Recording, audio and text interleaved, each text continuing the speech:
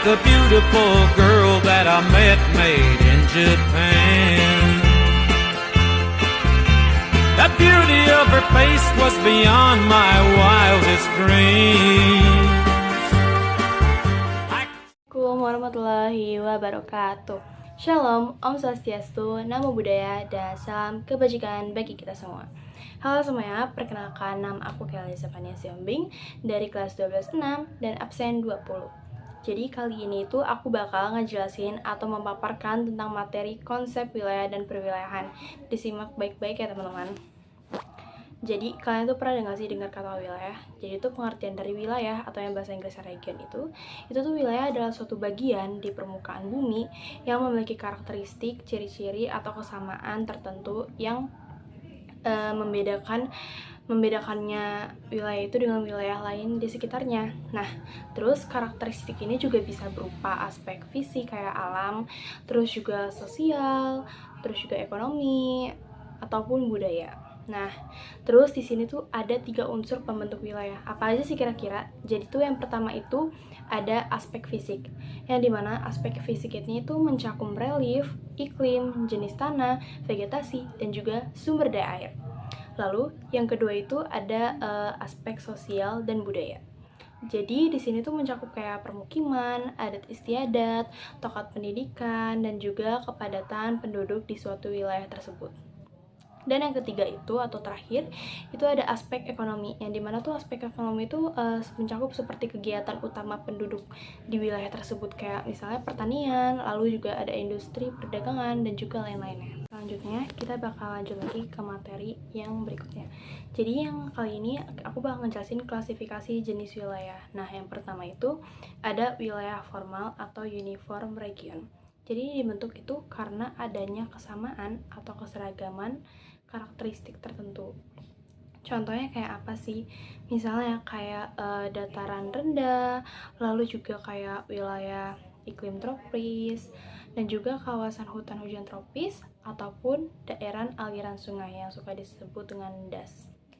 Lalu yang kedua itu ada klasifikasi jenis wilayah, yaitu wilayah fungsional atau nodal region. Jadi dibentuk karena dicirikan oleh adanya kegiatan yang saling berhubungan antara beberapa pusat kegiatan dengan daerah di sekitarnya. Nah, contohnya itu kayak misalnya Jakarta nih kan berperan sebagai pusat kota. Nah, sedangkan kayak kota-kota Bogor, Depok, Tangerang, dan juga Bekasi itu kayak berperan sebagai daerah penunjang atau pendukungnya aja gitu loh. Nah, lalu yang ketiga itu ada wilayah vernakuler atau yang biasa disebut dengan perception region. Nah, ini terbentuk karena berdasarkan persepsi atau pandangan masyarakat umum terhadap suatu kawasan tertentu gitu. Nah, contohnya tuh kayak misalnya istilah yang mengatakan bahwa ada kawasan pecinan atau Chinatown di suatu kota. Nah, ada juga kayak contohnya tuh kayak sebutan kota pelajar untuk kota Yogyakarta gitu. Nah, itu adalah salah. Sekarang kita bakal lanjut ke konsep perwilayahan atau yang biasa disebut dengan regionalization. Nah, jadi perwilayahan ini adalah suatu proses membagi-bagi permukaan bumi ke dalam bagian-bagian atau wilayah-wilayah tertentu berdasarkan kriteria atau tujuan tertentu. Nah, tujuan utama dari perwilayahan ini tuh ada 3. Yang pertama itu adalah pemerataan pembangunan. Jadi, pembangunan ini tuh kayak harus disalurkan secara adil agar tak terdapat kesenjangan antar wilayah yang ada di situ. Lalu juga yang kedua itu ada pemberlakuan kebijakan. Jadi kayak memudahkan perencanaan tata ruang wilayah sesuai dengan potensi dan karakteristik daerah. Nah, lalu yang terakhir atau yang ketiga itu ada memantau perubahan. Jadi ini kayak memantau dinamika perkembangan suatu daerah dari waktu ke waktu. Nah, selanjutnya akan lanjut ke pusat pertumbuhan. Jadi pusat pertumbuhan ini adalah suatu wilayah atau kawasan yang memiliki perkembangan sangat pesat dibandingkan wilayah lainnya, sehingga mampu mempengaruhi, menarik perkembangan bagi daerah di sekitarnya. Lalu di sini ada dua teori pusat pertumbuhan. Jadi teori yang pertama itu adalah teori kutub pertumbuhan. Jadi teori kutub pertumbuhan ini maksudnya itu adalah pembangunan tidak terjadi secara serempak dari semua tempat, melainkan muncul di beberapa titik kutub tertentu.